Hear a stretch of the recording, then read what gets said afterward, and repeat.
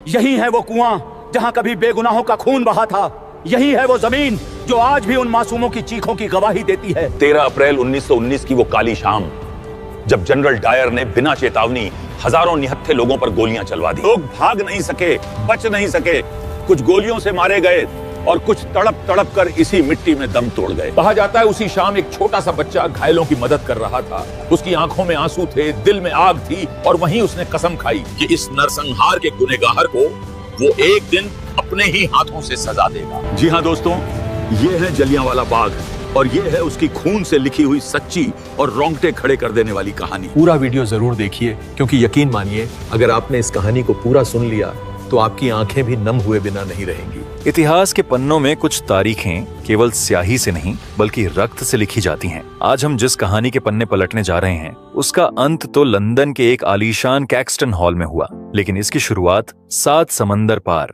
भारत के एक पवित्र शहर में हुई थी। तारीख थी 13 मार्च 1940 की लंदन के कैक्सटन हॉल में ईस्ट इंडिया एसोसिएशन और रॉयल सेंट्रल एशियन सोसाइटी की एक संयुक्त बैठक चल रही थी। मंच पर कुछ बुजुर्ग ब्रिटिश अधिकारी बैठे थे। भीड़ में पीछे एक भारतीय व्यक्ति शांत बैठा था, जिसकी आंखों में एक अजीब सी ज्वाला थी। बैठक खत्म होते ही अचानक उस भारतीय ने अपने ओवरकोट से एक स्मिथ एंड वेसन रिवॉल्वर निकाली। 2 गोलियों की गूंज से पूरा हॉल दहल उठा। गोलियां सीधे मंच पर खड़े पंजाब के पूर्व लेफ्टिनेंट गवर्नर सर माइकल ऑडवायर के सीने को चीरती हुई निकल गईं। ऑडवायर की मौके पर ही मौत हो गई। भारत सचिव लॉर्ड जेटलैंड, लॉर्ड लेमिंगटन और सर लुईस डैन भी घायल होकर गिर पड़े। गोली चलाने वाले व्यक्ति ने भागने की कोई कोशिश नहीं की। उसने शांति से अपनी गिरफ्तारी दी और अपना नाम बताया, मोहम्मद सिंह आजाद। लेकिन यह कोई साधारण हत्या नहीं थी। जब अदालत में इस व्यक्ति से पूछा गया कि उसने ऐसा क्यों किया, तो उसका जवाब सुनकर ब्रिटिश साम्राज्य के होश उड़ गए।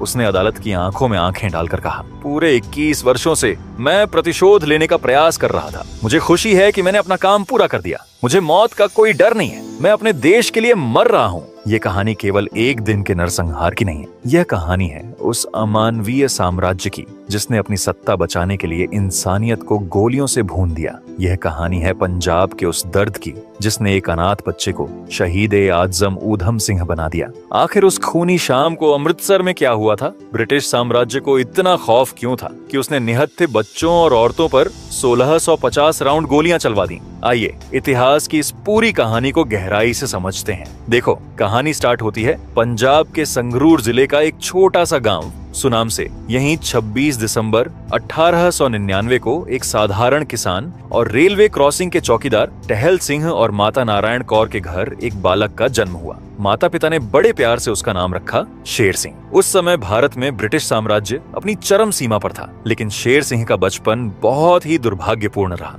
जब वह मात्र 7 वर्ष का था, तभी उसके माता पिता का साया उसके सिर से उठ गया। कुछ ही समय बाद उसके बड़े भाई का भी निधन हो गया। नियति ने इस बालक को अमृतसर के सेंट्रल खालसा अनाथालय के दरवाजे पर ला खड़ा किया। यहीं पर सिख रीति रिवाजों के अनुसार उसका नाम बदलकर ऊधम सिंह रखा गया। जैसे जैसे ऊधम सिंह की उम्र बढ़ रही थी, वैसे वैसे पंजाब और पूरी दुनिया की स्थिति एक विनाशकारी मोड़ ले रही थी। यह वह समय था जब अनाथालय की 4 दीवारी के बाहर पंजाब की सड़कों पर एक बहुत बड़ा तूफान आकार ले रहा था। फिर साल आया 1914 का, जब प्रथम विश्व युद्ध शुरू हो चुका था। ब्रिटेन को अपनी साम्राज्यवादी जंग लड़ने के लिए तोप के चारे की जरूरत थी और उनकी नजर भारत के सबसे बड़े भर्ती मैदान पंजाब पर थी। ब्रिटिश शासन की पंजाब स्कूल ऑफ एडमिनिस्ट्रेशन नीति के तहत पंजाबी किसानों को मार्शल रेसेस बताकर सेना में भारी संख्या में भर्ती किया गया। उस समय पंजाब के लेफ्टिनेंट गवर्नर माइकल ऑडवायर थे, जो 1912 से इस पद पर काबिज थे।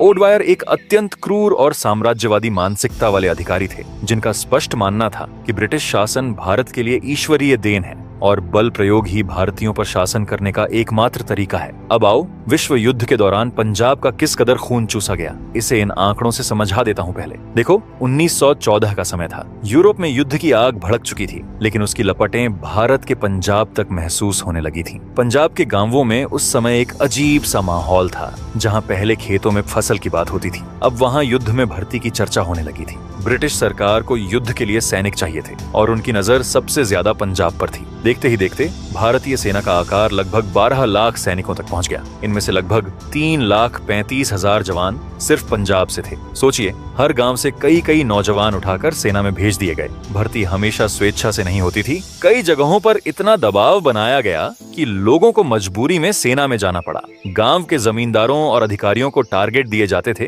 कि इतने जवान भर्ती करवाने ही हैं। लेकिन सिर्फ जवान ही नहीं गए, पंजाब की आर्थिक हालत भी निचोड़ ली गई। 1914 से 1923 के बीच ब्रिटिश सरकार का युद्ध खर्च इतना बढ़ा कि भारत पर लगभग 3 मिलियन रुपए का अतिरिक्त कर्ज लाद दिया गया। इस बोझ को पूरा करने के लिए आम जनता पर टैक्स बढ़ा दिए गए, जरूरी चीजों पर टैक्स बढ़ा दिए गए, जैसे कि सीमा शुल्क जो पहले 8.9% था उसे बढ़ाकर 14.8% कर दिया गया। यानी जो चीजें पहले ही महंगी थीं, अब और महंगी हो गईं। आयकर भी तेजी से बढ़ाया गया। 1911 में जो आयकर कुल राजस्व का सिर्फ 2% था, वह 1918 तक बढ़कर 11.75% हो गया।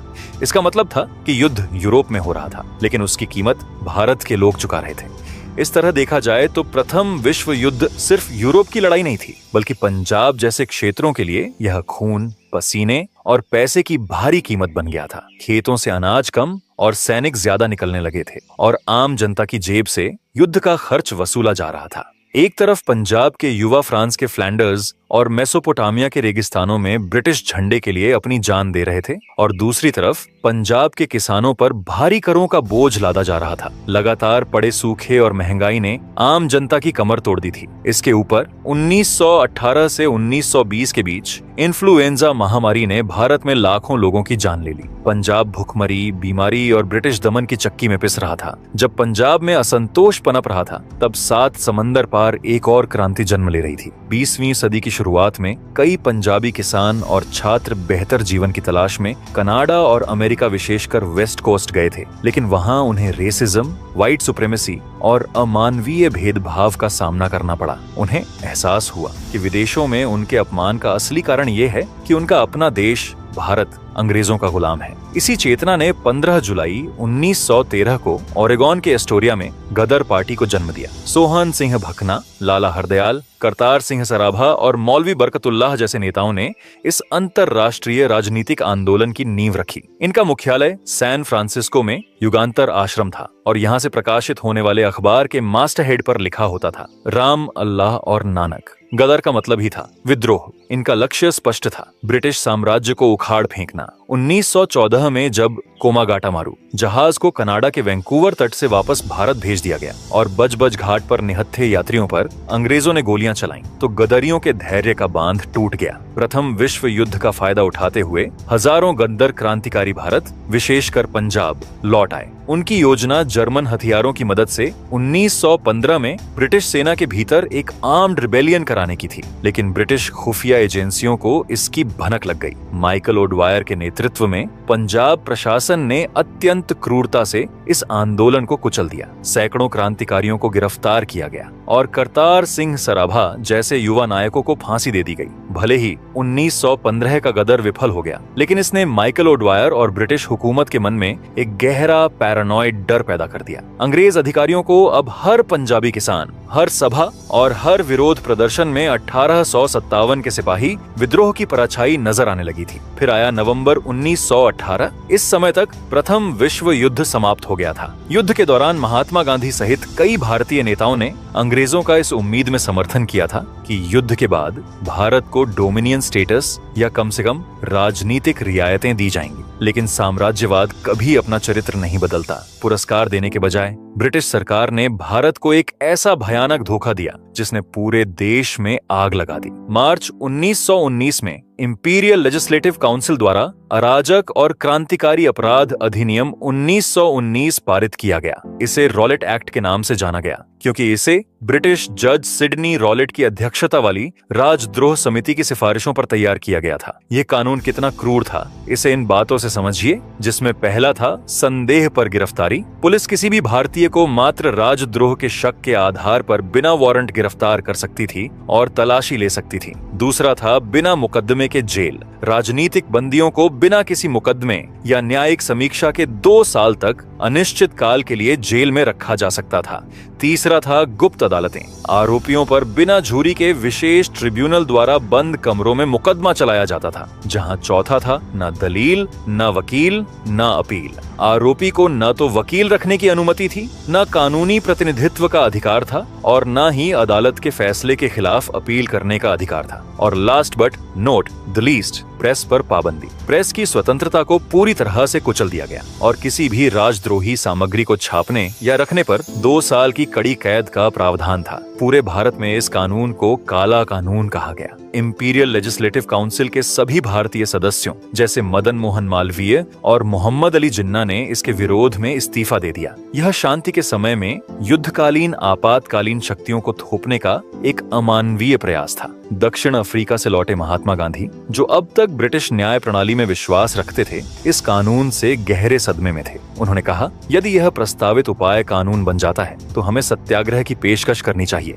गांधी जी ने रॉलेट सत्याग्रह की शुरुआत की। उन्होंने 6 अप्रैल 1919 को देशव्यापी हड़ताल, उपवास और प्रार्थना के दिन का आह्वान किया। यह भारतीय स्वतंत्रता संग्राम में एक टर्निंग पॉइंट था। पहली बार विरोध केवल उच्च वर्ग के बुद्धिजीवियों तक सीमित नहीं था, बल्कि आम जनता, किसान, मजदूर, हिंदू, मुस्लिम और सिख सब एक साथ सड़कों पर उतर आए। यह नॉन वायलेंट सिविल डिसोबीडियंस का पहला बड़ा राष्ट्रीय प्रयोग था। पूरे देश ने इस हड़ताल में अभूतपूर्व उत्साह के साथ भाग लिया, लेकिन पंजाब में, जो पहले से ही करों, जबरन भर्ती और ओडवायर के दमन से उबल रहा था, प्रतिक्रिया सबसे अधिक विस्फोटक थी। इधर अमृतसर, जो कि सिखों का पवित्र शहर कहा जाता है, जहां स्वर्ण मंदिर स्थित है, वहां अप्रैल 1919 के पहले सप्ताह में पूरा पंजाब सुलग रहा था। लाहौर, गुजरांवाला और अमृतसर में बड़े पैमाने पर हड़तालें हो रही थीं। अमृतसर में इस जन आंदोलन का नेतृत्व 2 अत्यंत लोकप्रिय और प्रतिष्ठित नेता कर रहे थे, डॉक्टर सत्यपाल और डॉक्टर सैफुद्दीन किचलू। डॉक्टर सत्यपाल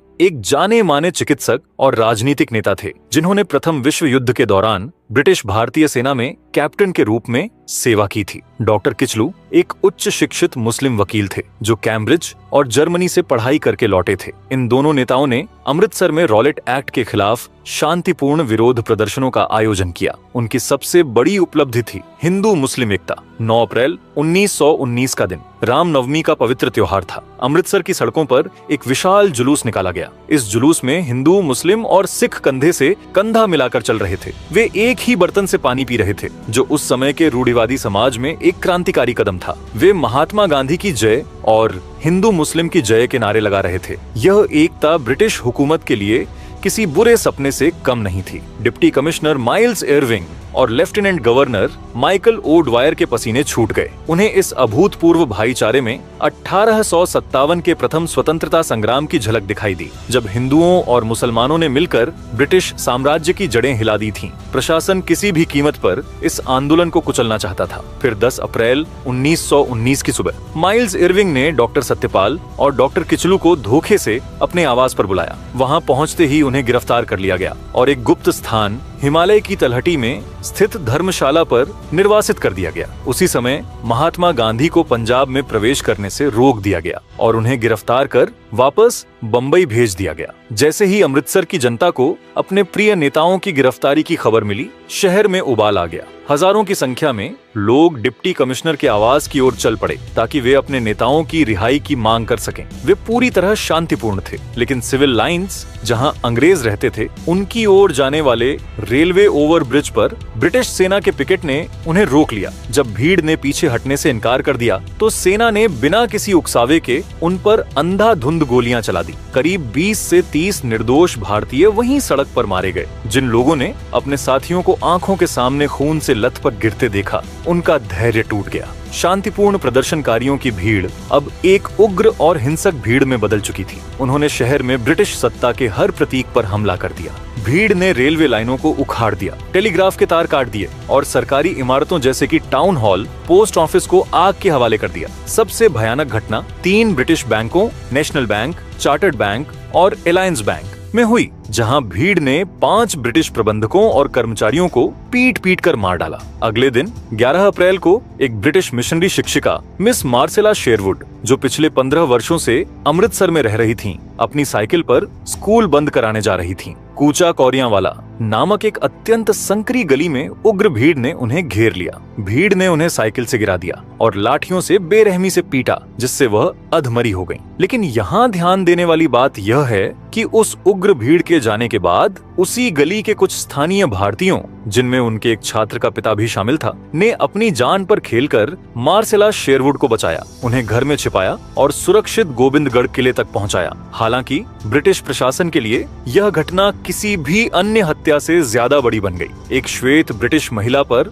भारतीयों का हमला उनके नस्लीय अहंकार पर सीधा प्रहार था। इस घटना ने ब्रिटिश जनरलों को प्रतिशोध के लिए अंधा कर दिया। अमृतसर में स्थिति नियंत्रण से बाहर होती देख पंजाब प्रशासन ने सेना को कमान सौंपने का फैसला किया। 11 अप्रैल की रात को जालंधर से 45वीं इन्फेंट्री ब्रिगेड के commanding officer brigadier general Reginald Dyer को अमृतसर भेजा गया। जनरल डायर कोई साधारण सैनिक नहीं था। वह ईस्टर्न पर्शिया यानी ईरान में बलूच और अफगान कबीलों को कुचलने के लिए अपने क्रूर दंडात्मक अभियानों के लिए कुख्यात था, जहां वह विद्रोही गांवों को जला देता था और मवेशियों को जब्त कर लेता था। डायर के अमृतसर पहुंचते ही शहर में अघोषित मार्शल लॉ लगा दिया गया। प्रशासन पूरी तरह सेना के हाथ में था। डायर का मानना था कि यह कोई साधारण दंगा नहीं, बल्कि 1857 की तर्ज पर एक संगठित विद्रोह है, जिसे तुरंत और क्रूरता से कुचलना आवश्यक है। फिर 13 अप्रैल 1919 रविवार का दिन डायर ने पूरे शहर में एक उद्घोषणा जारी की, जिसमें बिना पास के शहर छोड़ने पर रोक लगा दी गई और घोषणा की गई कि 4 से अधिक लोगों का कोई भी जमावड़ा यदि आवश्यक हुआ तो हथियारों के बल पर तितर बितर कर दिया जाएगा। डायर ने सुबह शहर के कुछ हिस्सों में मार्च किया और ढोल पीटकर यह घोषणा पढ़वाई। लेकिन हंटर कमीशन की रिपोर्ट ने बाद में यह साबित किया कि यह घोषणा शहर के बहुत छोटे हिस्से में की गई थी। अधिकांश निवासियों और विशेष रूप से गांवों से आए हजारों किसानों और तीर्थयात्रियों को इस सैन्य आदेश की कोई भनक तक नहीं थी।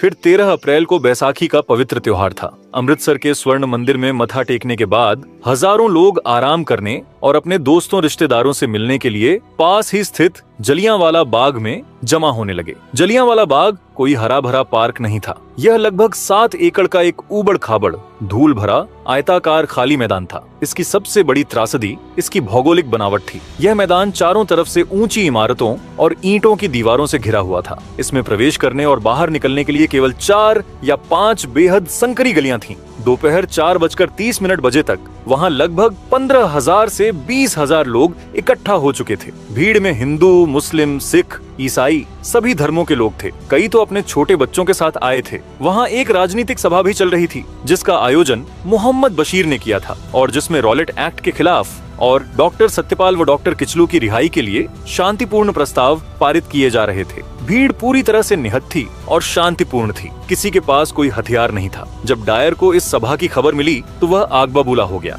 उसने इसे अपने आदेश की सीधी अवहेलना माना। बिना एक पल सोचे डायर ने अपने 50 सैनिकों की एक विशेष टुकड़ी ली, जिसमें 9वीं गुरखा राइफल्स और 54वीं सिख ऑफ ब्लूच रेजिमेंट के सैनिक शामिल थे और बाग की ओर निकल पड़ा। उसके साथ मशीन गनों से लैस 2 बख्तरबंद कारें भी थीं। लेकिन गली इतनी संकरी थी कि कारें बाग के अंदर नहीं जा सकीं। उन्हें बाहर ही छोड़ना पड़ा। शाम के करीब 5:30 बज रहे थे। डायर अपने सैनिकों के साथ उस संकरे मुख्य प्रवेश द्वार से अंदर दाखिल हुआ। अंदर जाते ही उसने सबसे पहला काम यह किया कि उसने उस एकमात्र बड़े एग्जिट को अपने सैनिकों से ब्लॉक करवा दिया। अब भीड़ के लिए बाहर निकलने का कोई रास्ता नहीं बचा था। अब जनरल डायर एक ऊंचे टीले पर खड़ा हो गया। उसने भीड़ को देखा। बच्चे हंस खेल रहे थे, लोग भाषण सुन रहे थे। कोई चेतावनी नहीं दी गई, हवा में कोई फायरिंग नहीं की गई। डायर ने अपने सैनिकों को पोजीशन लेने का इशारा किया और फिर एक भयानक, खामोश और ठंडी आवाज में आदेश दिया, फायर। सैनिकों की 303 ली एनफील्ड राइफलों से गोलियों की ऐसी अंधाधुंध बारिश शुरू हुई जिसने चंद पलों में ही उस धूल भरे मैदान को खून के दलदल में बदल दिया। पहली ही वॉली में सैकड़ों लोग जमीन पर गिर पड़े। भीड़ में भीषण भगदड़ मच गई। लोग चीखते हुए दीवारों की तरफ भागे। लेकिन जनरल डायर की क्रूरता का कोई अंत नहीं था। जब उसने देखा कि लोग अपनी जान बचाने के लिए संकरी गलियों और कोनों की तरफ भाग रहे हैं, तो उसने अपने सैनिकों को आदेश दिया कि अपनी बंदूकें उस दिशा में मोड़ो जहां भीड़ सबसे घनी है और जहां से वे भागने की कोशिश कर रहे हैं। लगातार 10 से 15 मिनट तक मौत का यह तांडव चलता रहा। एक के ऊपर एक लाशें गिर रही थीं। गोलियां एक शरीर को चीरकर दूसरे और फिर तीसरे शरीर को भेद रही थीं। लोग दीवारों पर चढ़ने की कोशिश कर रहे थे, लेकिन उन्हें पीठ पर गोलियां मारी गईं। जो लोग जमीन पर लेट गए थे, उन पर नीचे निशाना साधकर गोलियां चलाई गईं। उस मैदान के बीचों बीच एक सूखा कुआं था। गोलियों की बौछार से बचने के लिए और कोई रास्ता न देख घबराई हुई औरतों, पुरुषों और बच्चों ने उस कुएं में छलांग लगा दी। कुछ ही मिनटों में वह कुआं इंसानी शरीरों से ऊपर तक भर गया। जो गोलियां से बच गए वे एक दूसरे के वजन के नीचे कुचलकर या दम घुटने से मारे गए। गोलियां तभी रुकी जब सैनिकों के पास गोला बारूद लगभग समाप्त हो गया। ब्रिटिश रिकॉर्ड के अनुसार कुल 1650 राउंड गोलियां दागी गई थीं। फायरिंग रुकने के बाद डायर ने पलटकर नहीं देखा। वह खून से लथपथ हजारों घायलों को तड़पता हुआ छोड़कर अपने सैनिकों के साथ अपनी बख्तरबंद कार में बैठा और वापस मुख्यालय लौट गया। डायर ने अमृतसर में सख्त कर्फ्यू लगा रखा था। इसका मतलब था कि कोई भी भारतीय अपने घर से बाहर नहीं निकल सकता था, घायलों की मदद के लिए भी नहीं। ब्रिटिश प्रशासन की ओर से चिकित्सा सहायता का एक कतरा भी मुहैया नहीं कराया गया। उस रात जलियांवाला बाग का दृश्य किसी नरक से कम नहीं था। पूरे बाग में टूटे हुए अंग, खून से सनी मिट्टी और अपनों को ढूंढते, तड़पते और सिसकते लोगों की आवाजें गूंज रही थीं। जो घायल दिन में बच गए थे, उनमें से कई ने उस ठंडी रात में पानी और इलाज के अभाव में दम तोड़ दिया। जलियांवाला बाग नरसंहार में आखिर कितने लोग मारे गए थे, इसका सही आंकड़ा आज तक विवाद का विषय बना हुआ है। अलग अलग स्रोत अलग अलग संख्या बताते हैं। ब्रिटिश सरकार द्वारा बनाई गई हंटर कमीशन की रिपोर्ट के अनुसार इस घटना में 379 लोगों की मृत्यु हुई और लगभग 1200 लोग घायल हुए थे। वहीं भारतीय राष्ट्रीय कांग्रेस और मदन मोहन मालवीय की समिति के अनुसार मृतकों की संख्या 1000 से 1500 से अधिक बताई गई, जबकि 1500 से 2000 लोगों के घायल होने का अनुमान लगाया गया। इस घटना का एक और दर्दनाक पहलू शहीदी कुआं था। बताया जाता है कि इस कुएं से ही 120 शव निकाले गए थे। भारत के तत्कालीन सिविल सर्जन ने भी अपनी गवाही में कहा था कि मृतकों की संख्या लगभग 1526 के आसपास थी। अब सवाल यह भी उठता है कि क्या जनरल डायर को अपने किए पर कोई पछतावा था? इसका जवाब है बिल्कुल नहीं। जब वह वापस लौटा तो पंजाब के lieutenant governor Michael O'Dwyer ने उसे एक टेलीग्राम भेजा। Your action correct, lieutenant governor approves. इसका मतलब है कि आपकी कार्रवाई सही है। लेफ्टिनेंट गवर्नर इसे मंजूरी देते हैं। नरसंहार के बाद पंजाब के लोगों पर जो बीती वह जलियांवाला बाग की गोलियों से भी ज्यादा अपमानजनक थी। 15 अप्रैल 1919 को पंजाब में आधिकारिक तौर पर मार्शल लॉ लागू कर दिया गया, लेकिन इसे 30 मार्च से बैकडेट कर दिया गया ताकि सेना को असीमित शक्तियां मिल सकें। डायर और ऑडवायर की जोड़ी ने पंजाबियों को जानवरों से भी बदतर सजाएं दी, जिसमें पहला था द क्रॉलिंग ऑर्डर 19 अप्रैल 1919। यह सबसे कुख्यात और क्रूर सजा थी। 11 अप्रैल को मिशनरी मार्सेला शेरवुड पर जिस गली में हमला हुआ था, डायर ने आदेश दिया कि उस गली से गुजरने वाले हर भारतीय को, चाहे वह उस गली का निवासी ही क्यों ना हो, अपने हाथ और घुटनों के बल नहीं बल्कि एक सांप या कीड़े की तरह अपने पेट के बल रेंगकर पार करना होगा। यह आदेश सुबह 6 बजे से रात 8 बजे तक लागू रहता था। जो कोई थोड़ा भी सिर उठाता उसे सैनिकों द्वारा राइफल के बट और कोड़े मारे जाते थे। लगभग 50 भारतीयों को इस अमानवीय अपमान से गुजरना पड़ा। पंडित जवाहरलाल नेहरू ने इस क्रूरता को रेंगने वाली गली की यातना कहा था। दूसरा था सार्वजनिक कोड़े। शहर के चौराहों पर टिकटी बांध दी गई थी। जिन लोगों ने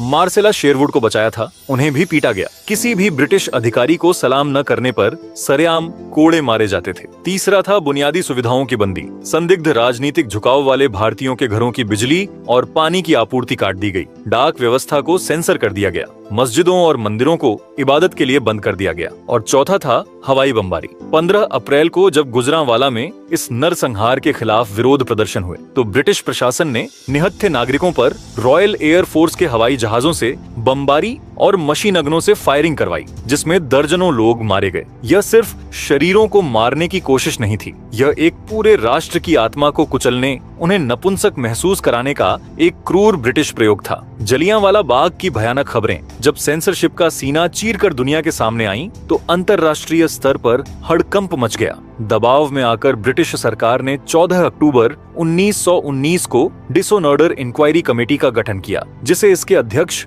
लॉर्ड विलियम हंटर के नाम पर हंटर कमीशन कहा गया। नवंबर 1919 में जब डायर कमीशन के सामने गवाही देने आया तो उसके जवाब सुनकर पूरी दुनिया सन्न रह गई। इसमें कमीशन, क्या आपने बिना चेतावनी दिए गोली चलाई? डायर, हाँ, मैं उन्हें बिना गोली चलाए भी तितर बितर कर सकता था, लेकिन वे फिर वापस आते और मुझ पर हंसते और मैं खुद को एक मूर्ख साबित करता। कमीशन, आपने घायलों को चिकित्सा सहायता क्यों नहीं दी? डायर, अस्पताल खुले थे, कोई भी चिकित्सा अधिकारी मजबूत एस्कॉर्ट के बिना शहर में जीवित नहीं रह सकता था, यह मेरा काम नहीं था। डायर ने निर्लज्जता से स्वीकार किया। यह केवल भीड़ को तितर बितर करने का सवाल नहीं था, बल्कि सैन्य दृष्टिकोण से न केवल वहां मौजूद लोगों पर बल्कि पूरे पंजाब पर एक पर्याप्त नैतिक प्रभाव और आतंक पैदा करने का सवाल था। हंटर कमीशन ने अपनी रिपोर्ट में डायर की निंदा तो की, ये कहते हुए कि उसने अपनी शक्ति का दुरुपयोग किया है और नैतिक प्रभाव पैदा करने का उसका विचार कर्तव्य की गलत धारणा थी। लेकिन कमीशन ने डायर पर कोई आपराधिक या दंडात्मक कार्रवाई नहीं की,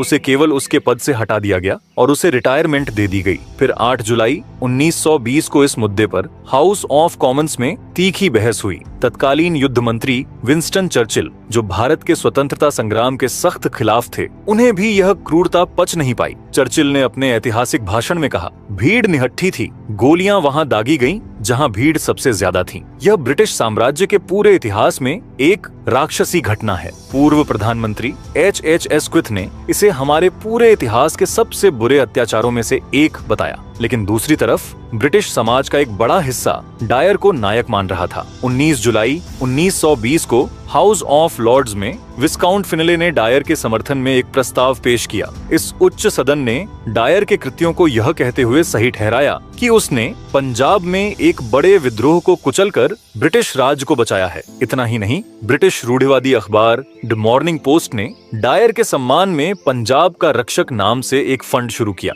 ब्रिटेन की जनता ने उस नरसंहार करने वाले हत्यारे के लिए 26,000 पाउंड की एक भारी भरकम राशि इकट्ठा की, जो आज के समय में करोड़ों रुपए के बराबर है। यह भारत के गाल पर ब्रिटिश साम्राज्य का सबसे जोरदार और बेशर्म तमाचा था। इस दोहरे मापदंड ने भारतीयों के हृदय को छलनी कर दिया। रविंद्रनाथ टैगोर ने भारी मन से अपनी नाइटहुड की उपाधि ब्रिटिश सरकार के मुंह पर दे मारी। उन्होंने वायसरॉय को लिखा, वह समय आ गया है जब सम्मान के बैज हमारे अपमान के बेतुके संदर्भ में हमारी शर्मिंदगी को स्पष्ट करते हैं। महात्मा गांधी का ब्रिटिश न्याय से पूरा विश्वास उठ गया। उन्होंने अपना कैसर ए हिंद मेडल लौटा दिया। गांधी जी ने कहा, भारत के असंभव लोग उठेंगे और अपनी मातृभूमि को मुक्त करेंगे। और यहीं से जन्म हुआ 1920 के महान असहयोग आंदोलन का, जिसने भारत की आजादी की नींव पक्की कर दी। लेकिन एक इंसान ऐसा था जिसके लिए असहयोग या शांतिपूर्ण विरोध काफी नहीं था। उसके दिल में एक आग सुलग रही थी जिसे केवल खून से ही बुझाया जा सकता था। वापस लौटते हैं हमारी कहानी के उस अनाथ लड़के ऊधम सिंह की तरफ। जनश्रुतियों और कई ऐतिहासिक संस्मरणों के अनुसार 13 अप्रैल 1919 की उस खूनी शाम को ऊधम सिंह जलियांवाला बाग में मौजूद थे। वे अनाथालय की तरफ से वहां मौजूद लोगों को पानी पिलाने की सेवा कर रहे थे। उन्होंने अपनी आंखों के सामने अपने लोगों को तड़प तड़प कर मरते देखा। उन्होंने उस खून से सनी मिट्टी को अपने माथे से लगाया और एक प्रतिज्ञा ली, मैं इस नरसंहार के असली गुनहगार को उसके घर में घुसकर मारूंगा। जनरल डायर, जिसने गोलियां चलाई थीं, 1927 में लकवा मारने और ब्रेन हेमरेज के कारण बिस्तर पर तड़प तड़प कर मर गया। लेकिन ऊधम सिंह की नजर उस व्यक्ति पर थी जिसने इस पूरे नरसंहार की पटकथा रची थी, जिसने क्रॉलिंग ऑर्डर दिया था और जिसने डायर के कृत्य को सही ठहराया था। पंजाब का पूर्व lieutenant governor sir Michael O'Dwyer 1925 में इंग्लैंड वापस लौट चुका था। ऊधम सिंह का सफर किसी हॉलीवुड थ्रिलर से कम नहीं था। वे एक आम क्रांतिकारी नहीं थे। वे अमेरिका गए, अफ्रीका गए और यूरोप के कई देशों की यात्रा की।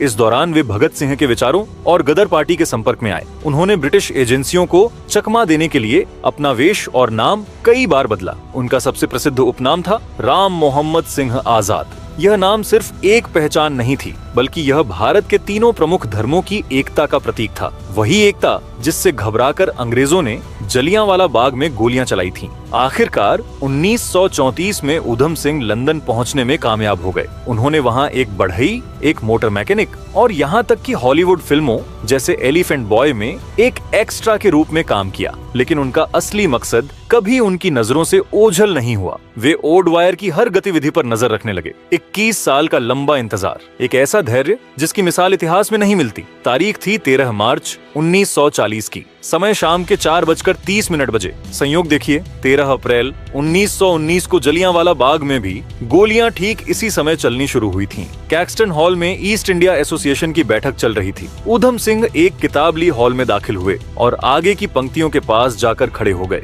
किताब के पन्नों को एक रिवॉल्वर के आकार में काटा गया था, जिसके अंदर हथियारों के सौदागर से खरीदी गई स्मिथ एंड वेसन 44 कैलिबर रिवॉल्वर रखी थी। मंच पर माइकल ओडवायर अभी अपना 15 मिनट का भाषण देकर अपनी सीट की तरफ मुड़ रहा था। उस भाषण में भी ओडवायर भारतीय राष्ट्रवादियों का मजाक उड़ा रहा था। जैसे ही बैठक समाप्त हुई, ऊधम सिंह आगे बढ़े। उन्होंने अपनी रिवॉल्वर निकाली और माइकल ओडवायर पर सीधा निशाना साधकर 2 गोलियां दाग दी। एक गोली ओडवायर के दिल को चीरती हुई उसके दाहिने फेफड़े से पार हो गई। पंजाब का क्रूर तानाशाह खून से लथपथ होकर जमीन पर गिर पड़ा और तुरंत ही उसकी मौत हो गई। ऊधम सिंह ने फिर गोली चलाई, जिससे secretary of state Lord Zetland और 2 अन्य ब्रिटिश अधिकारी घायल हो गए। हॉल में चीख पुकार मच गई। एक महिला एम्बुलेंस ड्राइवर और पुलिस ने ऊधम सिंह को पकड़ लिया। ऊधम सिंह भागे नहीं, उनके चेहरे पर एक असीम शांति थी। जब 14 मार्च 1940 को ब्रिटिश संसद में प्रधानमंत्री नेविले चैम्बरलेन ने ओडवायर की हत्या की खबर दी, तो पूरा ब्रिटिश साम्राज्य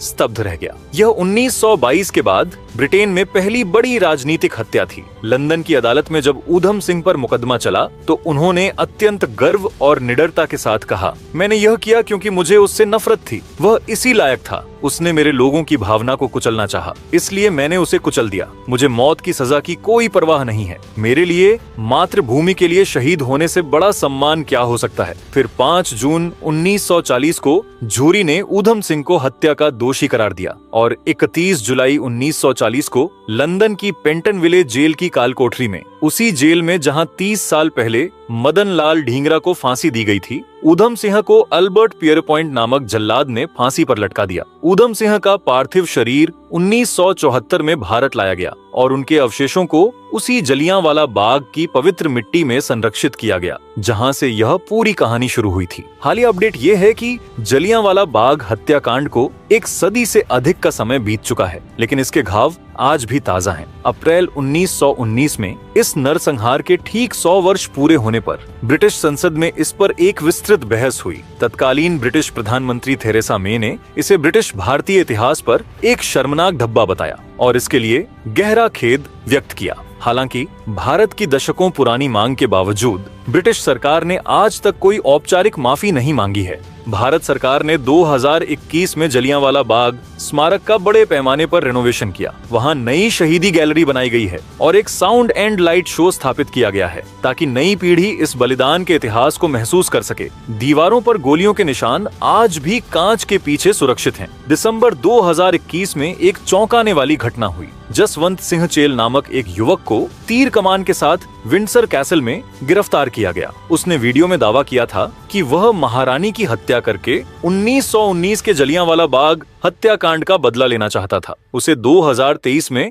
राजद्रोह के आरोप में 9 साल की सजा सुनाई गई। ये इस बात का प्रमाण है कि 100 साल बाद भी इस नरसंहार का भावनात्मक आघात खत्म नहीं हुआ है। जलियांवाला बाग की वह खूनी दीवारें आज भी चीख चीख कर उस दिन की गवाही देती हैं। ये केवल 379 या 1500 लोगों की मौत का आंकड़ा नहीं था। यह एक साम्राज्य का वह वहशी चेहरा था जिसने यह साबित कर दिया कि कोई भी विदेशी सत्ता कभी आपकी भलाई नहीं सोच सकती। डायर की गोलियों ने भारतीयों के सीने जरूर छलनी किए, लेकिन वे हमारी आत्मा को नहीं मार सके। उसी बाग की मिट्टी से जो चिंगारी उठी, उसने पूरे भारतवर्ष में वो आग लगाई जिसमें ब्रिटिश साम्राज्य का सूरज हमेशा के लिए डूब गया। और सरदार ऊधम सिंह के उस 21 साल लंबे धैर्य ने दुनिया को बता दिया कि भारत अपने शहीदों के खून की एक एक बूंद का हिसाब लेना जानता है। आज भी इतिहास के पन्नों में उनकी प्रतिशोध की गूंज और उस बाग की दीवारों पर दर्ज गोलियों के निशान दुश्मन के दिल में कंपन ला देते हैं। तो उम्मीद है दोस्तों,